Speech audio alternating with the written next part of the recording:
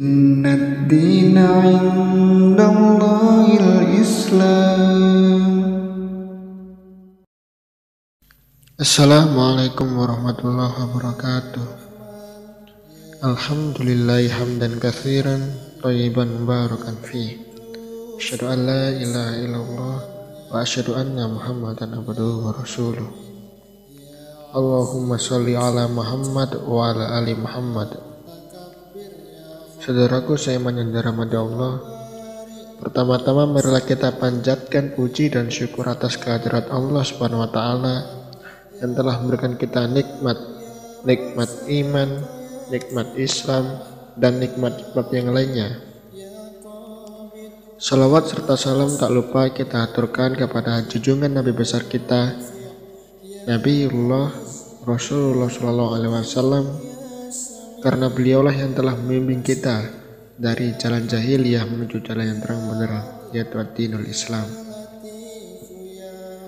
Saudaraku seiman yang dirahmati Allah, di bulan Sya'ban ini kita dapat melihat bahwa kaum muslimin sangat antusias dengan hari atau malam nisfu Sya'ban, tepatnya di tanggal 15 Sya'ban. Benarkah ada amalan tertentu ketika itu? Apakah ada tuntunan puasa, sholat, atau doa ketika itu? Di antara kaum muslimin ada yang menganggap bahwa malam nisfu Sya'ban, tepatnya di malam pertengahan bulan Sya'ban, adalah malam yang istimewa.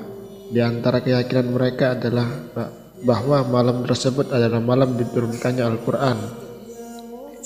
Sandaran mereka adalah perkataan Ikrimah tatkala beliau menjelaskan maksud firman Allah di surat Ad-Dukhan ayat 3-4. A'udzubillahi minasyaitonirrajim. Bismillahirrahmanirrahim. Inna anzalnahu fi lailatin mubarakatin inna kunna munzirin fiha yufraqu kullu amrin hakim. Sesungguhnya kami menurunkannya pada suatu malam yang diberkahi, dan sesungguhnya kamilah yang memberi peringatan pada malam itu dijelaskan segala urusan yang penuh hikmah. Quran surat Ad-Dukhan ayat 3-4. Yang dimaksud dengan malam yang diberkahi dalam ayat ini adalah malam Lailatul Qadar menurut mayoritas ulama. Sedangkan Ikrimah memiliki pendapat yang lain. Beliau berpendapat bahwa malam tersebut adalah malam nisfu Sya'ban. Namun pendapat yang mengatakan bahwa Al-Quran itu turun pada malam nisfu Sya'ban adalah pendapat yang lemah, karena pendapat tersebut telah menyelisih dalil tegas dalam Al-Quran. Ayat di atas itu masih global dan diperjelas lagi dengan ayat Syahrul Ramadan allazi unzila fihil Qur'an. Beberapa hari yang ditentukan itu ialah bulan Ramadan, bulan yang di dalamnya diturunkan Al-Quran. Quran surat Al-Baqarah ayat 185. Dan dijelaskan pula dengan firman Allah, A'udzubillahi minasyaitonirrajim. Bismillahirrahmanirrahim. Inna anzalnahu fi lailatul qadar. Sesungguhnya kami telah menurunkannya Al-Quran pada Lailatul Qadar. Quran surat Al-Qadar ayat 1. Syekh Muhammad Al-Amin Asy-Syinkiti rahimahullah mengatakan, klaim yang mengatakan bahwa malam yang penuh berkah pada surat Ad-Dukhan ayat 3-4 adalah nisfu Sya'ban, sebagaimana yang diriwayatkan dari Ikrimah dan lain-lain, tidak diragukan lagi bahwasanya itu adalah klaim yang jelas keliru, yang menyelisih dalil tegas dari Al-Quran. Dan tidak diragukan lagi bahwa apa saja yang menyelisih al-haq itulah kebatilan. Sedangkan berbagai hadis yang menerangkan bahwa yang dimaksudkan dengan malam tersebut adalah malam nisfu Sya'ban, itu jelas-jelas telah menyelisih dalil Al-Quran yang tegas, dan hadis tersebut sungguh tidak berdasar. Begitu pula sanad dari hadis-hadis tersebut tidaklah sahih sebagaimana ditegaskan oleh Ibnul Arabi dan para peneliti hadis lainnya. Sungguh sangat mengherankan ada seorang muslim yang menyelisih dalil Al-Quran yang tegas, padahal dia sendiri tidak memiliki sandaran dalil, baik dari Al-Quran atau hadis yang sahih. Sebagian ulama negeri Syam ada yang menganjurkan untuk menghidupkan atau memeriahkan malam tersebut dengan berkumpul ramai-ramai di masjid. Landasan mereka sebenarnya adalah dari berita Bani Israel atau berita Israiliyat, sedangkan mayoritas ulama berpendapat bahwa berkumpul di masjid pada malam nisfu Sya'ban dengan sholat, berdoa, atau membaca berbagai kisah untuk menghidupkan malam tersebut adalah sesuatu yang terlarang. Mereka berpendapat bahwa menghidupkan malam nisfu Sya'ban dengan berkumpul di masjid rutin setiap tahunnya adalah suatu amal yang tidak ada tuntunannya. Namun bagaimanakah jika menghidupkan malam nisfu Sya'ban dengan sholat di rumah dan khusus untuk dirinya sendiri, atau mungkin dilakukan dengan jamaah tertentu tanpa terang-terangan? Sebagian ulama tidak melarang hal ini, namun mayoritas diantaranya adalah Atta, Ibnu Mulaikah, para fuqaha atau para fikih, penduduk Madinah dan ulama Malikiyah mengatakan bahwa hal tersebut adalah sesuatu yang tidak ada tuntunannya. Dan di sini pendapat mayoritas ulama itu lebih kuat dan dengan beberapa alasan berikut. Yang pertama, tidak ada satu dalil pun yang sahih yang menjelaskan keutamaan malam nisfu Sya'ban. Bahkan Ibnu Rajab sendiri mengatakan tidak ada satu dalil pun yang sahih dari Nabi SAW dan para sahabat, dan dalil yang ada hanyalah dari beberapa tabi'in yang merupakan fuqaha negeri Syam. Seorang ulama yang pernah menjabat sebagai ketua Lajnah Ad-Daimah Komisi Fatwa di Saudi Arabia, yaitu Syekh Abdul Aziz bin Abdullah bin Bas, mengatakan hadis yang menerangkan keutamaan malam nisfu Sya'ban adalah hadis-hadis yang lemah yang tidak bisa dijadikan sandaran.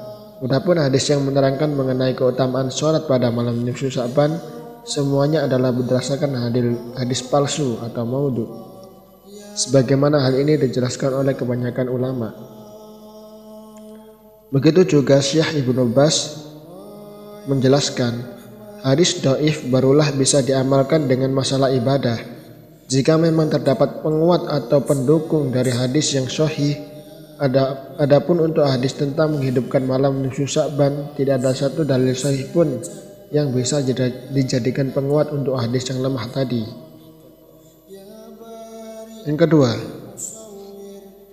ulama yang mengatakan tidak mengapa menghidupkan malam nisfu Sya'ban dan menyebutkan bahwa ada sebagian tabi'in yang menghidupkan malam tersebut, sebenarnya sandaran mereka adalah dari berita Israiliyat. Lalu jika sandarannya dari berita tersebut, bagaimana mungkin bisa jadi dalil untuk beramal? Juga orang-orang yang menghidupkan malam nisfu Sya'ban, sandaran mereka adalah dari perbuatan tabi'in. Mereka katakan, bagaimana mungkin hanya sekedar perbuatan tabi'in itu menjadi dalil untuk beramal?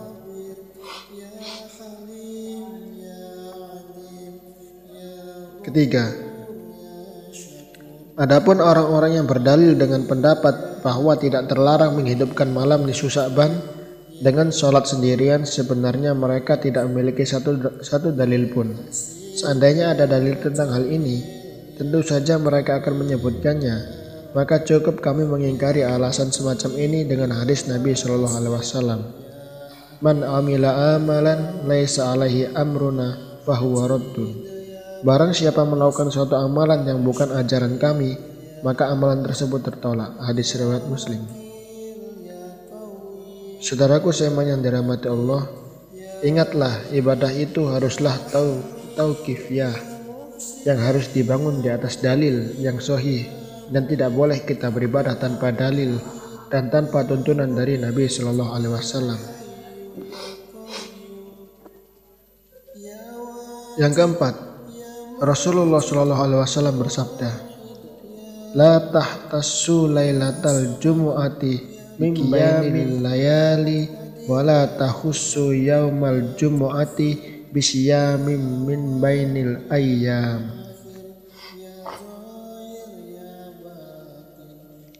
Janganlah mengkhususkan malam Jumat dari malam lainnya untuk sholat, dan janganlah mengkhususkan hari Jumat dan hari lainnya untuk berpuasa. Hadis riwayat Muslim.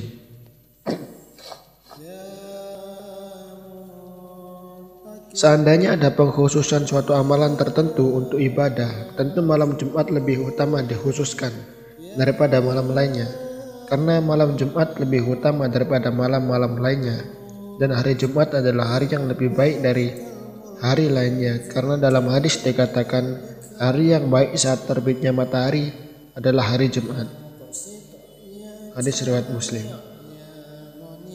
Tatkala Nabi Shallallahu Alaihi Wasallam memperingatkan agar jangan mengkhususkan malam Jumat dari malam lainnya dengan sholat tertentu, hal ini menunjukkan bahwa malam-malam lainnya lebih utama untuk tidak boleh dikhususkan suatu ibadah di dalamnya kecuali jika ada suatu dalil yang mengkhususkannya.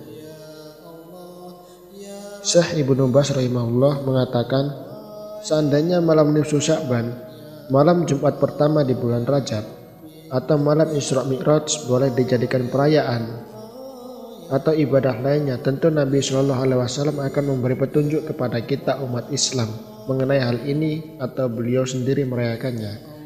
Jika memang seperti itu beliau lakukan, tentu para sahabat radhiyallahu anhum akan menyampaikan hal tersebut pada kita umat Islam dan tidak mungkin para sahabat menyembunyikannya.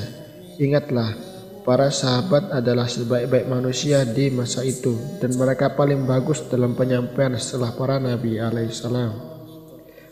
Para nabi alaihissalatu wassalam. Dan kalian pun telah mengetahui sebelumnya, para ulama sendiri mengatakan bahwa tidak ada satu dalil yang sahih dari Nabi Shallallahu Alaihi Wasallam atau para sahabat yang menunjukkan keutamaan malam Jumat pertama dari bulan Rajab dan keutamaan malam nisfu Sya'ban. Oleh karena itu, menjadikan hari tersebut sebagai perayaan termasuk amal yang tidak ada tuntunannya sama sekali dalam Islam. Semoga Allah selalu memberi hidayah kepada kaum muslimin yang masih ragu dengan berbagai alasan ini.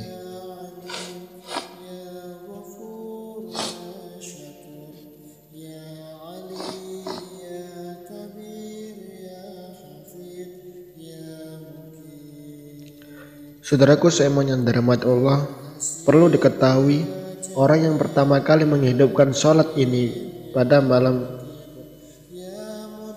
Saudaraku seiman yang dirahmati Allah, perlu diketahui orang yang pertama kali menghidupkan sholat alifiyah pada malam nisfu Sya'ban adalah seorang yang dikenal dengan Ibnu Abil Hamra. Dia tinggal di Baitul Maqdis pada tahun 448 Hijriah. Dia memiliki bacaan Quran yang bagus. Suatu saat di malam nisfu Sya'ban, dia melaksanakan sholat di Masjidil Aqsa. Kemudian ketika itu ikut pula di belakangnya seorang pria. Kemudian datang lagi 3 orang, 4 orang bermakmum di belakangnya. Lalu akhirnya jamaah yang ikut di belakangnya bertambah banyak. Ketika datang tahun berikutnya, semakin banyak yang sholat bersamanya pada malam nisfu Sya'ban. Kemudian amalan yang dia lakukan tersebarlah di Masjidil Aqsa dan di rumah-rumah kaum muslimin, sehingga sholat tersebut seakan-akan menjadi sunnah Nabi.